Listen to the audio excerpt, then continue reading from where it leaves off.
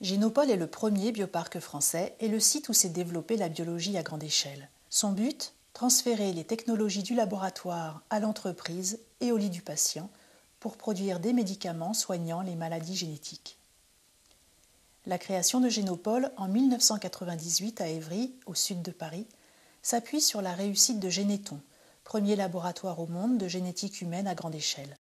Il a été créé en 1991 par des parents d'enfants atteints de maladies génétiques rares, réunis au sein de l'AFM, l'Association française contre les myopathies. C'est là, à Généton, qu'ont été établies en 1992 les premières cartes du génome de l'homme par les chercheurs Daniel Cohen et Jean Wessenbach, grâce aux techniques de la biologie à grande échelle. Ce fut une avancée scientifique formidable qui a permis l'identification rapide des gènes responsables des maladies génétiques. Ces cartes, mises à la disposition de la communauté scientifique internationale, ont soulevé un vent d'espoir pour les parents et les malades.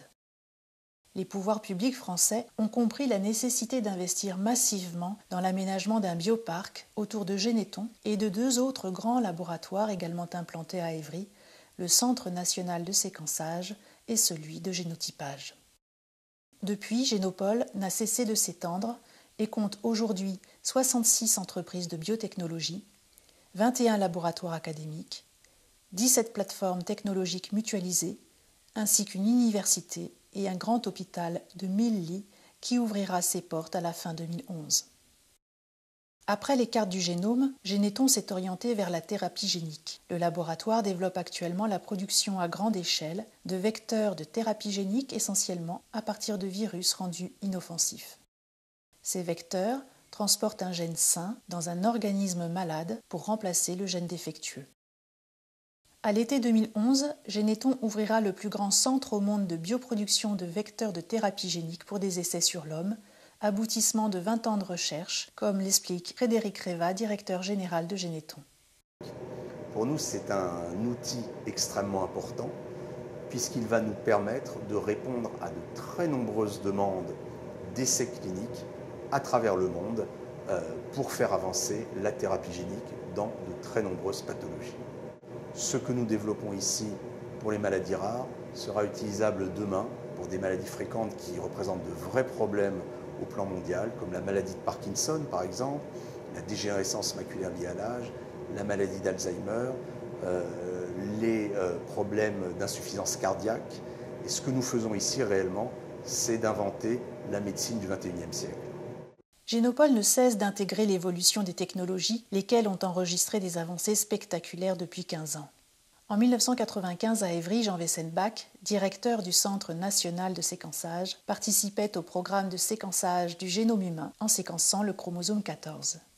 Cette entreprise mondiale, que l'on pensait finir en 2005, s'est achevée en 2001, grâce au progrès considérable des techniques de séquençage, comme l'explique Pierre Lebert, responsable de la valorisation au Centre national de séquençage.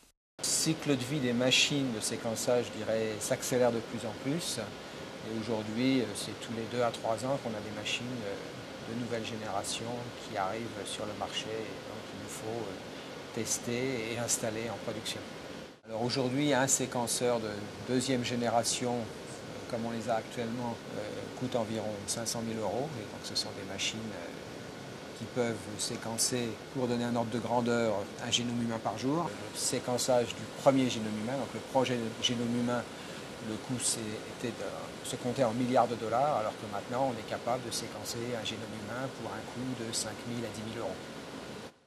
Grâce à ces équipements de pointe, le Centre national de séquençage, seul centre de cette nature en France, répond aux besoins de séquençage à grande échelle de la communauté scientifique française. Il a notamment participé au séquençage de plusieurs plantes, riz, vignes, bananiers, champignons, mais aussi d'animaux comme un poisson, le tétraodon, un moustique, l'anophèle, vecteur du paludisme, et de nombreuses bactéries. Le laboratoire se consacre actuellement au projet scientifique Tara Océan, qui explore la diversité du phytoplancton à travers les mers du monde. À 2 pas, le Centre national de génotypage est focalisé sur les applications biomédicales de la génomique et se consacre à l'étude des gènes responsables de maladies comme le diabète, la maladie d'Alzheimer ou les maladies cardiovasculaires. En 10 ans, le volume de séquençage annuel a été multiplié par 40 et les coûts divisés par 30. Cette explosion du séquençage nécessite de plus en plus de capacités informatiques pour l'acquisition des données, leur stockage et leur analyse, comme le souligne Claude Scarpelli, responsable informatique des centres nationaux de séquençage et de génotypage. Pour accompagner ces évolutions, il faut donc faire évoluer le parc informatique très régulièrement. On a des investissements de l'ordre de 1,5 million d'euros tous les 3 ans. Autre axe stratégique développé à Génopole, la thérapie cellulaire et l'étude des cellules souches, cellules immortelles, capables de se reproduire de façon illimitée et de se différencier en plusieurs types cellulaires, cellules de peau, neurones, cellules musculaires. L'Institut ISTEM, créé en 2005, a réussi fin 2009 à reconstituer un épiderme humain à partir de cellules souches embryonnaires. Fin 2012, il testera chez l'homme des pansements de peau provisoires. Doté depuis 2007 d'une plateforme de criblage à haut débit, ISTEM peut tester le potentiel thérapeutique de centaines de milliers de molécules chimiques sur des cellules souches malades dans le cadre de programmes avec l'industrie pharmaceutique. ISTEM lance un projet ambitieux. Le projet CellMille collectera des échantillons de cellules de 5000 maladies rares. Cette banque de cellules, unique au monde, sera mise à disposition de la recherche académique et des industriels. Depuis sa création, Génopole s'est imposé comme le site de référence national en matière de recherche génétique et génomique.